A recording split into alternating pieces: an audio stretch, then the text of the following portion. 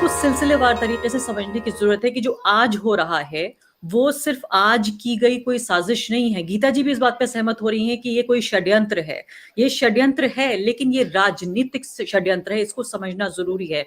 ये सिर्फ़ किसी भी महिला पर, मुस्लिम महिला पर कोई एक सेक्सुअल अटैक नहीं है, ये एक पॉलिटिकल अटैक है और ये एक साइकोलॉजिकल वॉरफेयर है ऑन मुस्लिम वुमेन। ये मनोवैज्ञानिक युद्ध किया जा रहा है उन मुस्लिम महिलाओं के साथ जो कि राजनीति समझती हैं, जो राजनीतिक षड्यंत्रों को भी समझती हैं, जो ये भी समझती हैं कि जो हमारी मौजूदा सरकार है, जो भाजपा आरएसएस का पूरा ये इकोसिस्टम है, उनकी पूरी अगर आप राजनीति समझने की कोशिश करें, पिछले 100 साल में आपने देखा है उन्हें, मुझे सिर्फ पिछले 7 साल की कहानी बता लेने दीजिए कि क्या चाहती है भाजपा और आरएसएस और क्यों वो मुस्लिम महिलाएं जो कि राजनीति पर टिप्पणी करती हैं, राजनीति पर रिपोर्टिंग करती हैं, वो मुस्लिम महिलाएं जो बेआवाज, कमजोर आवाज वाली तमाम महिलाओं की और खासकर उसमें मुस्लिम महिलाओं की भी आवाज उठाती हैं, उन पर हमला क्यों हुआ है। मैं आपको सबसे पहले उदाहरण देना चाहती हूँ, पिछली पिछली बार जब सुल्ली डील वाला मामला आया, तो मेरे जैसी पत्रकारों ने, जो कि मैं महिला भी हूँ, मुस्लिम भी हूँ, पत्रकार भी हूँ,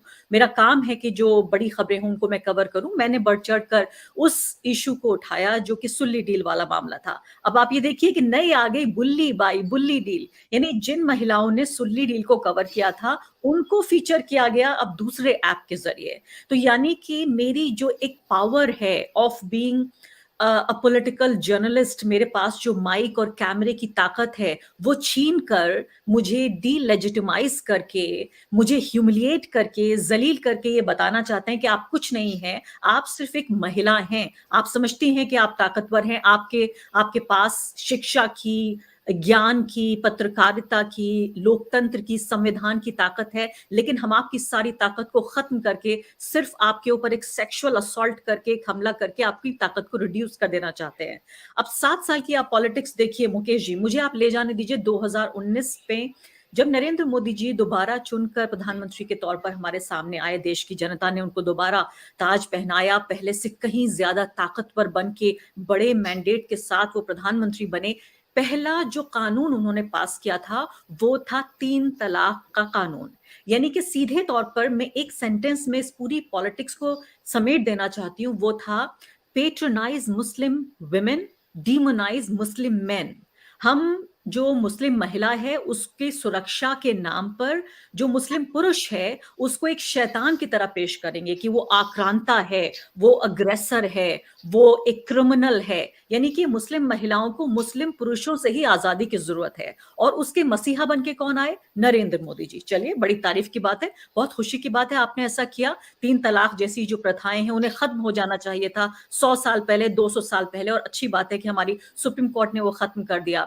लेकिन उसके कुछ ही हफ्तों बाद, इस 3 तलाक कानून के पास होने के बाद कुछ ही हफ्तों बाद शाहीन बाग का आंदोलन हुआ। शाहीन बाग के आंदोलन ने हमें बताया कि मुस्लिम महिला कोई बेचारी नहीं है, कमजोर नहीं है, उसको किसी मसीहा की जरूरत नहीं है, उसे किसी पेट्रोनाइजिंग की जरूरत नहीं है। मुस्लिम महिला की अपनी पॉलिटिकल एजेंसी है।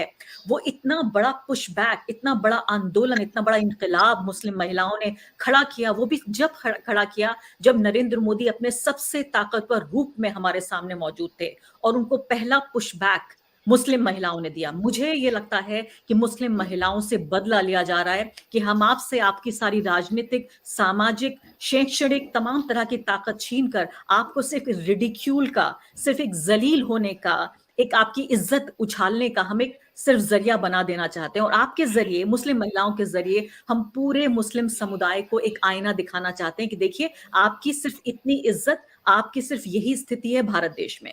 ये तो एक इंपॉर्टेंट बात रही। मैं इस पे एक और बात बहुत महत्वपूर्ण जोड़ना चाहती हूँ, चूंकि इत्तेफाक से मेरा काम है राजनीति पर रिपोर्टिंग करना, टिप्पणी करना, तो एक मुस्लिम भारतीय महिला होने के अलावा पॉलिटिक्स को भी मुझे देखना पड़ता है बहुत नजदीक से। हरिद्वार की जो घटना हुई, अभी तक आपने जिक्र किया कि जो विक्टिम है उनके साथ जो हो रहा है उसमें क्या पॉलिटिक्स है। हरिद्वार में जो ललकार हुई जन नरसंहार की, एक खास समुदाय के, मुस्लिम समुदाय का नरसंहार की जो ललकार हुई, आपको क्या लगता था कि वो ललकार ऐसी जाया चली जाएगी? इतने सारे लोग इकट्ठे होंगे, इतना बड़ा ये प्रतिष्ठान बनाया जाएगा, तमाम तरह से करोड़ों लोग उसको देखेंगे और कुछ नहीं होगा? ये नतीजा है उसी तरह की जो एक इम्प्यूनिटी दी गई है, पॉलिटिकल इम्प्यूनिटी उन लोगों को जो दिन रात नफरत, दिन रात हिंसा फैला रहे हैं, एक समुदाय को निशाना बना रहे हैं। 18 साल की लड़की को पकड़ा है मुंबई पुलिस ने, 18 साल की। मेरा दिल रोता है कि वो जो लड़की है वो भी मेरी बहन है, वो लड़की है वो भी इस देश की नागरिक है। आप ये देखिए कि बहुसंख्यक समुदाय जो हिंदू समुदाय है उसमें जो युवा हैं उनको किस तरह से रेडिकलाइज किया जा रहा है कि वो डॉक्टर, इंजीनियर, पत्रकार, ब्यूरोक्रेट बनने का काम नहीं कर रहे हैं। वो तैयार हो रहे हैं इसलिए कि कैसे वो नरसंहार के लिए तैयार किए जा रहे हैं, वो फौजी बनाए जा रहे हैं, और इसकी ललकार हमारे सामने पब्लिकली होने की इजाजत दी जा रही है। तो दोनों तरीके से देखिए इसको, विक्टिम को भी देखिए और परपेट्रेटर्स को भी देखिए, और दोनों ही विक्टिम है मेरे लिए। मेरे लिए वो 18 साल की लड़की जो कि अपने ही साथ की दूसरी सामने वाली लड़कियों को उनके ऊपर इस तरह का सेक्सुअल असॉल्ट करती है, उसको बढ़ावा देती है, वो भी एक विक्टिम ही है।